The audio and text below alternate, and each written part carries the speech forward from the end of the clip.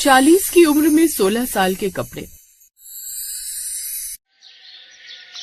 ये लो आपका lunch box और रिया ये तुम्हारा टिफिन। रिया जल्दी चलो, मुझे ऑफिस के लिए लेट हो रहा है। मैं तुम्हें जाते जाते कॉलेज छोड़ दूंगा। आप लेट हो रहे हो तो आप चले जाओ पापा, मैं खुद से चली जाऊंगी कॉलेज। अरे आज तुम्हारा कॉलेज का पहला दिन है, कल से तुम ऑटो से चली जाना। पापा ठीक कह रहे रिया, तुम पापा के साथ ही चली जाओ। फिर रिया और रजत साथ में ऑफिस चले जाते हैं। तभी सविता की जेठानी अपने कमरे से 2 साड़ियाँ लेकर बाहर आती है। सविता ये देख, मैं कल लाजपत नगर मार्केट गई थी, वहाँ से 2 साड़ियाँ लाई थी, एक तुम्हारे लिए एक अपने लिए। जो तुम्हें ठीक लगे वो रख लेना, कोई भी दे दो ना भाभी, क्या फर्क पड़ता है, आखिर है तो दोनों साड़ी ही ना। ले, तू तो ऐसे बोल रही है जैसे तेरा इन साड़ियों में कोई इंटरेस्ट ही नहीं है। सच कहूँ ना भाभी तो बिल्कुल भी नहीं है। मेरा तो मन करता है कि अब कुछ वेस्टर्न कपड़े पहनूं। शादी को 20 साल होने को आ गए, तब से लेकर आज तक ये साड़ियाँ पहनती आई हूँ। आपको पता है मुझे वेस्टर्न कपड़े पहनने का कितना शौक है, लेकिन शादी से पहले कभी मेरे पापा ने नहीं पहनने दिए क्योंकि वो पुराने विचारों के थे, और शादी हुई उसके बाद से ये साड़ियाँ ही पहनती आ रही हूँ। लेकिन अब अपनी बेटी रिया को देखकर ना मेरा भी मन करता है ये जीन्स टॉप पहनने का। अरे थम जा, ये सब नई उम्र में ठीक लगता है। उस शर्मा की बहू को देखा जीन्स टॉप पहनकर चलती है ना, तो सब उसका मजाक उड़ाते हैं। अरे तो उसका वेट भी तो 100 किलो से ऊपर है, तो अजीब तो लगेगी। मैं तो खुद को योगा करके इसीलिए स्लिम ट्रिम रखती हूँ ताकि मैं भी वेस्टर्न कपड़े पहन सकूँ। ये सब ख्वाब अब तू रात में सोते वक्त देखना। अब तू रसोई में जा और आटा लगा ले, सब्जी मैंने बना दी है। इसके बाद सविता किचन में जाकर आटा लगाने लगती है, लेकिन साथ ही उसका ध्यान मोबाइल पर भी था जिसमें वो तरह तरह के स्टाइलिश कपड़े देखती रहती। फिर एक रोज रिजेक्टेड नहीं, मुझे ये वाली जीन्स नहीं पहननी, कि मैंने 10 बार पहन ली होगी, और ये हुडी भी मुझे नहीं पहननी, ये भी अब ओल्ड फैशन हो गई है। ऐसा कहकर रिया ने अपनी अलमारी से वो कपड़े निकाल कर बाहर रख दिए, जिसके बाद तैयार होकर वहाँ से कॉलेज के लिए चली गई। फिर सविता ने आईने में अपना चेहरा देखा। 40 साल की उम्र होने के बाद भी उनकी त्वचा में एक अलग ही चमक थी। इसके बाद उसने अपनी बेटी रिया की जीन्स पहन ली। अरे वाह, ये तो तुम पर बड़ी अच्छी लग रही है सविता, एकदम कटरीना कैफ लग रही हो, बाय गॉड। फिर जैसे ही वो कमरे के बाहर निकली तो सामने उनकी जेठानी खड़ी थी। अपनी देवरानी को इन कपड़ों में देख वो झट से बोल पड़ी, ये देखो आज हमारी देवरानी मैडम अपनी उम्र भूलकर कॉलेज जाने वाली बनी घूम रही हैं। ओफो भाभी, ये उम्र ना बस दिमाग का वहम होता है। हमें हमारी उम्र वक्त से पहले बूढ़ा नहीं बनाती, बल्कि हमारी सोच बनाती है। और अगर मन जवान हो तो सब जवान। वैसे लग रही हो ना इन कपड़ों में मैं एकदम 16 साल की। मन जवान रहे बढ़िया है, लेकिन कपड़े तो उम्र के हिसाब से पहनने चाहिए। सासू माँ ने देखा तो क्या कहेंगी? ले, उनको तो मुझसे ज्यादा स्टाइल की फिक्र रहती है, वो कुछ नहीं कहेंगी। देखा नहीं हमारी सासू माँ हेमा मालिनी की तरह सज धज कर रहती हैं। वो दोनों आपस में बातें कर ही रही थी कि तभी सास गोमती देवी मंदिर से आ जाती है। कौन क्या कहेगा इसकी फिक्र तुम मत करना सविता बहू, बल्कि मैं तो कहूँगी कि मेरी बहू बहुत प्यारी लग रही है। क्या बात है सविता, आज तो 16 बरस की लग रही हो। थैंक यू माँ जी। वही तो मैं जेठानी जी को समझा रही थी कि हमारी माँ जी तो खुद हेमा मालिनी लगती हैं, तो उनकी बहू होने के नाते हमें भी तो कटरीना कैफ बनना ही चाहिए ना। बिल्कुल सही कहा। दोनों सास और देवरानी हंसने लगी और बगल में खड़ी जेठानी तो होठ भींच कर रह गई। दरअसल सविता को शादी के पहले ही बड़ा शौक था मॉडर्न और वेस्टर्न कपड़े पहनने का, लेकिन उसके पिता थोड़े सख्त मिजाज के थे, इसलिए उसे सूट के अलावा कभी कुछ पहनने नहीं दिया। लेकिन 40 साल का होने पर उसने सोचा कि अब अपने लिए भी जीना है। बस यही सब उनकी जेठानी को खटकने लगा था। लेकिन उस दिन वो सारा दिन घर में वही कपड़े पहनकर घूमती रही। सविता चल मार्केट चलते, साग सब्जी ले आते हैं। भाभी आप बस 5 मिनट रुकिए, मैं अब भी आती हूँ। कुछ देर बाद सविता अपनी बेटी की स्टाइलिश जीन्स टॉप पहनकर आ गई, जबकि उसकी जेठानी ने साड़ी पहनी हुई थी। जैसे वो बाहर आई तभी उसकी जेठानी ने उसे टोक दिया। अरे ये क्या पहन लिया तुमने सविता, ऐसे कपड़े पहनकर बाजार में जाओगी तो पड़ोस की औरतें क्या सोचेंगी? वही जो उनके दिल में है, उनसे मुझे फर्क नहीं पड़ता, लेकिन मुझे फर्क पड़ता है। मुझे बिल्कुल पसंद नहीं तुम ऐसे कपड़े पहनकर मेरे साथ बाहर चलो। यार भाभी अब फिर शुरू मत हो जाना। माँ जी देख रही हो आप कैसे जुबान चला रही है। एक तो इसके अच्छे के लिए समझा रही हूँ, बाहर जाकर सब इसका मजाक उड़ाए, उससे बेहतर है कि मैं अभी से रोक दूँ। अरे तो तुझे क्यों मिर्च लग रही है? एक काम कर तुम भी पहन लो ऐसे कपड़े, कौन मना कर रहा है? नहीं मुझे बचपना नहीं करना है इस उम्र में। ओ तो 16 साल के कपड़े पहनना बचपना है? अच्छा है, फिर तो मैं बच्ची बनकर भी खुश हूँ।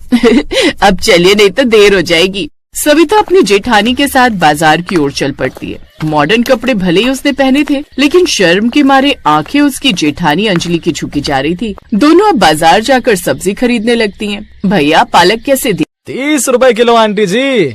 है आंटी होगी तेरी माँ, भाभी नहीं बोल सकता है। मैं क्या तुझे इतनी बूढ़ी लगती हूँ? हाँ आंटी जी, आप 50 साल की उम्र तक तो होंगी ही, और देखो आपकी बेटी भी तो बड़ी है। ये बात सुनकर सविता हंसने लगती है।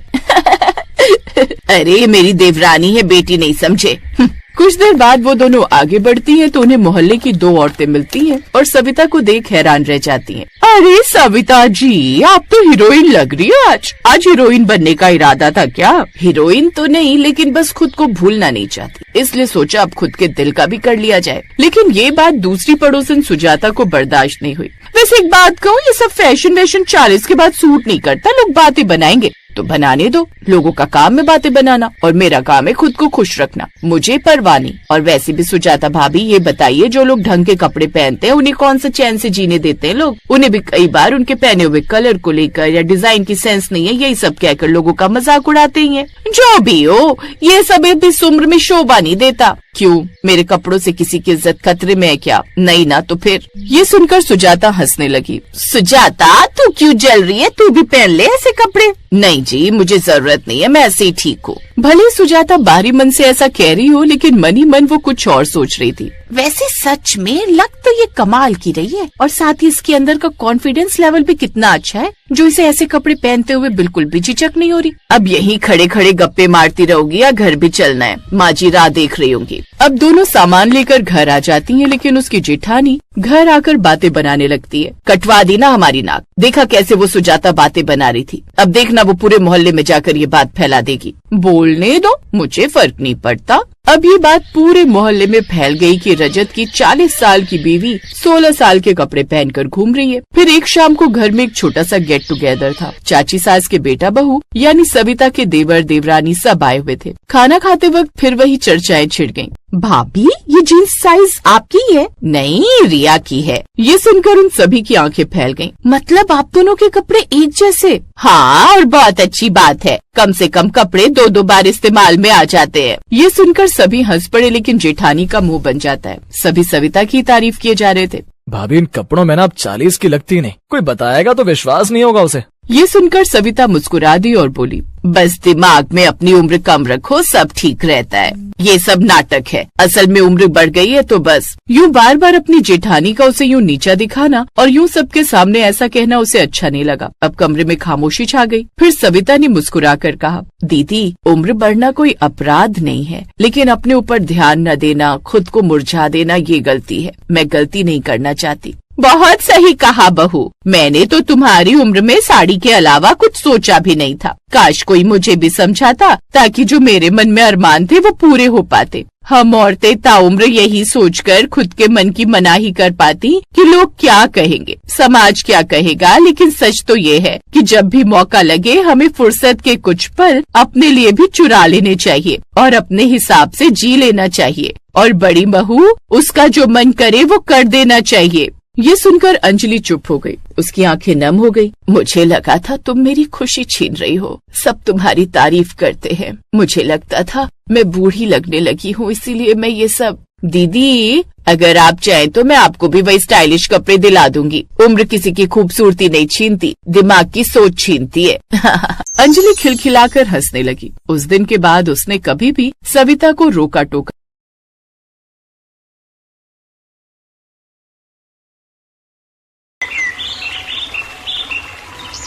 लता की शादी शहर में हुई थी, लेकिन वो गांव से आई हुई थी और गांव से शहर आने के बाद भी उसने अपनी संस्कृति को नहीं छोड़ा था। वो आज भी दूर तबेले से जाकर भैंस का दूध ले आया करती और वो उस दूध से सबको चाय बनाकर पिलाया करती। एक दिन उसने सब लोगों के लिए मक्खन वाले पराठे और चाय बनाकर रखी हुई थी। तभी उसका देवर बैग लेकर ऑफिस के लिए निकलने लगता है, जिसे देखकर लता ने कहा, क्या बात है देवर जी, आज तो बड़ी रफ्तार से घर से निकल रहे हो, कहीं बहुत अर्जेंट मीटिंग है क्या आपकी? हाँ भाभी, आज ऑफिस के अंदर एक मीटिंग होने वाली है और मुझे समय से पहुंचना है। कोई बात नहीं, मैंने चाय पराठे बनाए हैं, ये थोड़ा सा खाकर चले जाओ, घर से भूखे पेट नहीं जाते। भाभी, अब सुबह सुबह इतना तेल वाला खाना बनाकर रख देती हो, जैसे कि हम किसी गांव में रह रहे हो। मैं इतना ऑयली खाना नहीं खा सकता, आप अपना खाना खुद खाओ। देवर जी, ऐसा नहीं कहते, हमेशा पेट भरकर खाना खाना चाहिए और कभी भी खाने का अनादर नहीं करना चाहिए।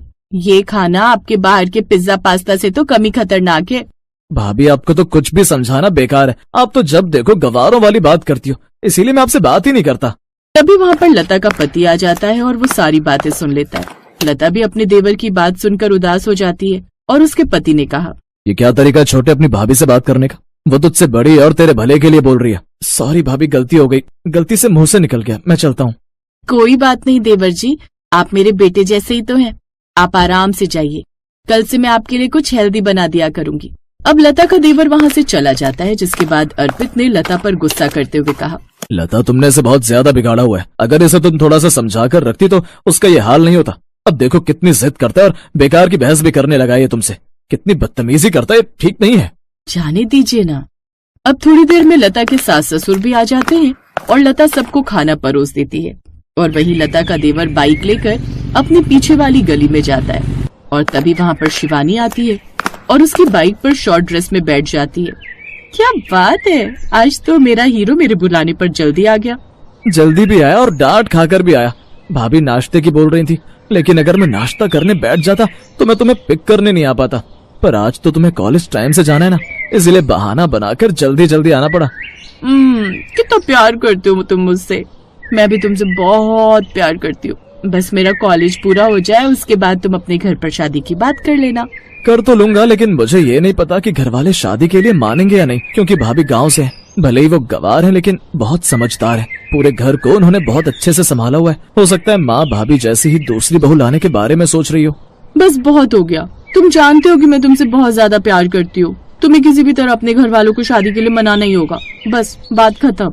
अब लता के देवर के कंधों पर बहुत बड़ी जिम्मेदारी आ जाती है। उसे किसी भी तरह अपने परिवार वालों को ये समझाना था कि उसकी भाभी गवार है और उसे किसी मॉडर्न पत्नी की जरूरत है। एक दिन सभी बैठकर बातें कर रहे थे, तभी लता के देवर ने कहा, माँ, मैं सोच रहा हूँ कि अब मैं भी शादी कर ही लेता हूँ। घर में एक बहू आ जाएगी तो भाभी के भी घर के कामों में हाथ बटा देगी। देवर जी, ये बात तो आपने बहुत अच्छी कही है। और वैसे भी मेरी चाची की लड़की है और उसको तो खेती का काम भी आता है। मैं उससे आपकी शादी की बात चलाऊं? आपने उसे मेरी शादी में देखा होगा। भाभी, आप कैसी बातें कर रही हैं? घर में गवार भाभी आ गई है, अब क्या दूसरी भी गांव से उठा लाएंगे? इससे तो ये घर कम और खेती या तबेला ज्यादा लगेगा। ये क्या तरीका है बेटा अपनी भाभी से बात करने का? तुम इतने बदतमीज कैसे हो गए? माँ भैया तो बहुत सीधे थे। उन्हें अरेंज मैरिज करनी थी। भाभी सुंदर है, काफी है, और उन्होंने भाभी से शादी कर ली। मुझे इसमें ऐतराज नहीं है, लेकिन मैं तो चाहता हूँ कि हमारे घर में कोई मॉडर्न लड़की आए। अच्छा बेटा, तो कैसी मॉडर्न लड़की चाहिए तुझे? अब उस लड़की के बारे में बता जैसी चाहिए तुझे। अरे अपनी पड़ोसन शिवानी को ही देख लो, कितनी मॉडर्न है, कितनी स्टाइलिश है, पढ़ी लिखी भी बहुत है। जरूरत पड़े तो कल को जॉब भी कर सकती है और उसका कॉलेज भी खत्म हो गया है। नहीं नहीं, उस जैसी लड़की को मैं अपने घर की बहू नहीं बनाऊंगी। उसके कपड़े पहनने का तरीका देखा है? जब तक उसे गली के 5 लोग घूर कर ना देख ले तब तक उसे चैन नहीं आता है। मुझे अपने घर के लिए बहू चाहिए, न कि कोई नुमाइश का नमूना। सास ही बोलकर वहाँ से चली जाती है और लता के देवर का मुंह उतर जाता है। लता उसका उतरा हुआ चेहरा देखकर समझ जाती है कि देवर और शिवानी के बीच कोई तो रिश्ता है। अगले दिन जब उसका देवर काम पर गया हुआ था तो लता ने अपने घर वालों से बात की। माँ जी, जब चाय ज्यादा गर्म होती है तो उसे फूंक मारकर ठंडा किया जाता है ताकि मुंह न जल जाए। बर्फ को भी ज्यादा देर हाथ पर रखो तो हाथ सुन्न हो जाता है। इसी तरह के रिश्ते होते हैं। आप अपने घर में एक गवार बहू ले आई तो आपको एक मॉडर्न बहू भी लानी चाहिए। हमारी पड़ोसन शिवानी इतनी बुरी भी नहीं है।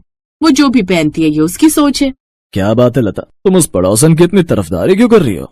क्योंकि मेरे देवर जी उसे बहुत पसंद करते हैं और मैं उनके दिल के जज्बातों की कदर करती हूँ। मैं नहीं चाहती कि हमारी सोच की वजह से वो अपनी सोच बदले या अपनी पसंद को बदले। बहू, ये तो तूने बिल्कुल ठीक कहा। मैंने तो कभी सोचा ही नहीं कि वो पड़ोसन शिवानी की इतनी तारीफ क्यों कर रहा था। अब समझ में आया कि मामला क्या है। अब जैसे ही लता का देवर शाम को घर आता है तो पूरा परिवार उसे घेर कर बैठ जाता है। थोड़ी देर में वहाँ पर शिवानी का परिवार भी शिवानी के साथ आ जाता है। लता का देवर ये देखकर घबरा जाता है। तभी लता ने कहा, देवर जी, आपको क्या लगा था आप पड़ोस के पड़ोस में इतनी बड़ी खिचड़ी पकाएंगे और हमें पता नहीं चलेगा? मैं गांव की गवार जरूर हूँ, लेकिन बहुत होशियार हूँ। उड़ती चिड़िया के पर गिन लेती हूँ। देखा, आपके भी गिनी लिए ना। मेरी आंखों से कुछ नहीं बच सकता। मैं इस घर के लोगों की रग रग से वाकिफ हूँ। देवर ये बात सुनकर शर्मा जाता है और वो अपनी भाभी से अब तक जितनी बार भी उसने उसे गवार बोला या उसका दिल दुखाया उसके लिए वो माफी मांगता है। लता बहुत अच्छी थी, इसलिए वो उसे माफ कर देती है। और इस तरह घर में एक गवार बहू होती है तो वहीं उसकी पड़ोसी जो कि मॉडर्न थी, वो लड़की भी अब घर में बहू बनकर आ जाती है और धीरे धीरे मॉडर्न बहू भी घर की सारी संस्कृति को अपना लेती है। और जब कभी